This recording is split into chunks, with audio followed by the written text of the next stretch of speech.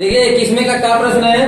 इसमें कह रहा है कि सिद्ध कीजिए कि √2 एक अपरिमेय संख्या होती है। तो ऐसा क्वेश्चन एक परीक्षा में जरूर आएगा, या तो √2 आ जाए, या √3 आ जाए, या √5 आ जाए। ठीक है, तो इसमें क्वेश्चन में √2 आ गया है, तो हम उसका हमें अपरिमेय सिद्ध करना है। तो हम मानेंगे 21वें का जो का प्रश्न है, इसमें कहा गया है कि सिद्ध करना है कि अंदर √2 जो है वो कैसी है, अपरिमेय संख्या है। तो हम क्या मानेंगे, परिमेय। माना √2 एक परिमेय संख्या है। √2 एक कैसी संख्या है, परिमेय संख्या मान ली। परिमेय संख्या इसलिए मानी क्योंकि हमें अपरिमेय तो सिद्ध ही करना है। अगर अपरिमेय ही मान के हल करेंगे तो फिर आंसर बनाएंगे कैसे, इसलिए √2 को हम परिमेय मानेंगे और इसमें इसका विरोधाभास प्राप्त करेंगे, यानी परिमेय का अपरिमेय बनाने की कोशिश करेंगे। तो परिमेय संख्या जो होती है वो किसके रूप की होती है, P/Q के रूप की होती है। तो तुमने √2 को माना है P मतलब परिमेय संख्या, तो यही जो तुम्हारा √2 जो है वो किसके बराबर हो जाएगा, P/Q के, क्योंकि ये भी परिमेय संख्या होती है। अब इसको तुमने तो माना ही परिमेय संख्या है, तो इसलिए आपस में दोनों क्या हो जाएंगे, बराबर हो जाएंगे। अब यहाँ पर हमें इसका विरोधाभास बनाना है। उसके लिए जो P और जो Q है वो तुम्हारे पूर्णांक है। यहाँ पर हम बात को लिख सकते हैं, क्योंकि P और Q पूर्णांक है। पूर्णांक मतलब कोई संख्याएं होगी, पूर्णांक है। और P और Q में एक के अतिरिक्त, P और Q में एक के अतिरिक्त कोई भी उभयनिष्ठ गुणनखंड नहीं है। कोई भी उभयनिष्ठ गुणनखंड नहीं है। उभयनिष्ठ गुणनखंड नहीं है। उभयनिष्ठ गुणनखंड का मतलब ये होता है कॉमन। उभयनिष्ठ का मतलब होता है कॉमन। अब इसमें देखा जाए P में, अब यहाँ पर कोई ऐसी परिमेय संख्या है जिसमें गुणे में एक और यहाँ भी गुणे में एक लिख दें तो P एकन P रहेगा, Q एकन Q ही बना रहेगा, और एक के अलावा कोई इसमें उभयनिष्ठ नहीं है। तो ये हमने लिखा। अगर इसमें एक के अलावा कोई दूसरा उभयनिष्ठ गुणनखंड अवा दिया जाए तो इस सवाल का विरोधाभास प्राप्त हो जाएगा, और हमें यही करना है। तो हमारा उद्देश्य यह है कि इसमें एक दूसरा उभयनिष्ठ गुणनखंड अवाया जाए जो तुम्हारा परिमेय का विरोध करेगा, अपरिमेय। परिमेय का विरोध क्या हो जाएगा, अपरिमेय। तो इसलिए हम क्या करेंगे, तो हमने ऐसे माना था, इसको मिटा देते हैं। हमें इसमें क्या करना है, परिमेय का अपरिमेय बनाना है। मतलब अब तुम्हें इसमें विरोधाभास प्राप्त करनी है। तो यहां से इसको हल करेंगे, यहां रूट हटाना है, वर्ग कर दें। इसको हम वर्ग कर देंगे। वर्ग करने, अगर वर्ग करेंगे तो यहां से रूट हटेगा।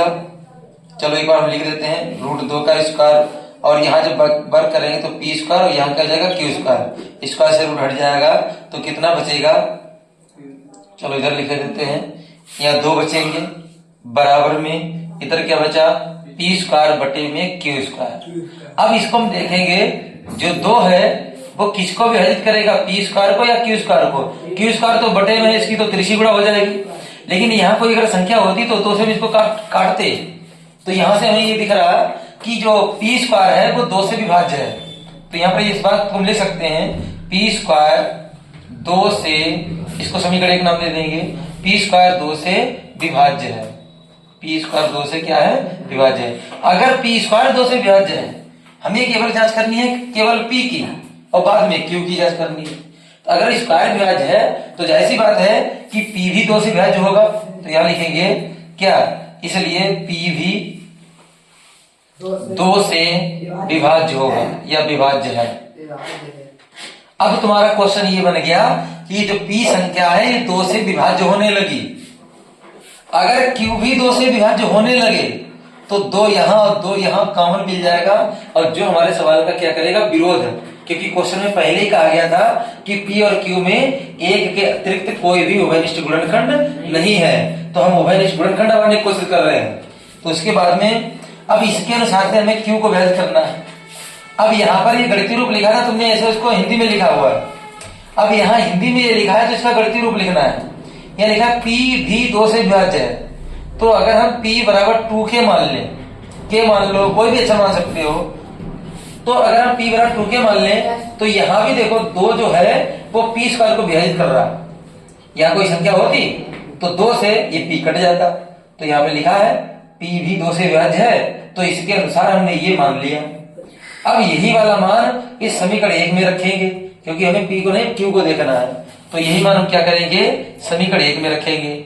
चलो इधर नोट कर देते हैं। तो समीकरण 1 से समीकरण 1 हो गया, तो 2 तो ऐसे रहे बराबर में, जहां पर P है वहां पर हम 2k रखेंगे। अब स्क्वायर है तो 2k स्क्वायर हो जाएगा, या दो बार लिख सकते थे। बटे में क्या है, यहाँ Q स्क्वायर है, तो Q स्क्वायर की तिरछी गुणा कर दो, 2Q स्क्वायर हो गया। यहाँ 2 दूनी 4 हो जाएंगे, अब K स्क्वायर अलग हो जाएगा, और 2 से इसको काट देंगे, 2 दूनी 4। अब यहाँ पे क्या बचा, Q स्क्वायर बराबर 2K स्क्वायर। अब हमें यहां से ये दिख रहा कि जो 2 है वो Q स्क्वायर को विभाजित करेगा, जो 2 है वो किसको विभाजित करेगा, तो यहाँ पर ये बात लिख सकते हैं, Q स्क्वायर 2 से विभाज्य है। ये तुमने अपना जो है उतना इसमें लिखना है, ठीक है। तो यहाँ पे लिखेंगे क्या, Q स्क्वायर 2 से विभाज्य है। Q स्क्वायर किससे विभाज्य है, 2 से। अगर Q स्क्वायर 2 से विभाज्य है तो हमें तो जांच करनी है खाली Q की, जैसे यहां पर P की जांच करी थी। तो जब Q स्क्वायर 2 से विभाज्य है तो खाली Q भी 2 से विभाज्य होगा, तो इसलिए Q भी 2 से विभाज्य होगा, यह विभाज्य है। तो अब तुमने क्या देखा कि P भी 2 से विभाज्य हो रहा, Q भी 2 से विभाज्य हो रहा, तो अब इसमें दोनों में क्या हो गया, 2 उभयनिष्ठ हो गया। अब दोनों में क्या हो गया, 2 उभयनिष्ठ हो गया। और जो उभयनिष्ठ नहीं होना चाहिए था, इसके अनुसार क्वेश्चन में कहा गया था कि एक के अतिरिक्त कोई उभयनिष्ठ गुणनखंड नहीं है। तो इसके अनुसार हमें क्या हुआ, अब विरोधाभास प्राप्त हुआ। तो यहाँ पे लास्ट में 2 लाइनें लिखेंगे क्या, अतः इस तथ्य से विरोधाभास प्राप्त होता है, इसलिए √2 एक अपरिमेय संख्या है। लास्ट में 2 लाइनें लिखनी है, इतना नोट करिए।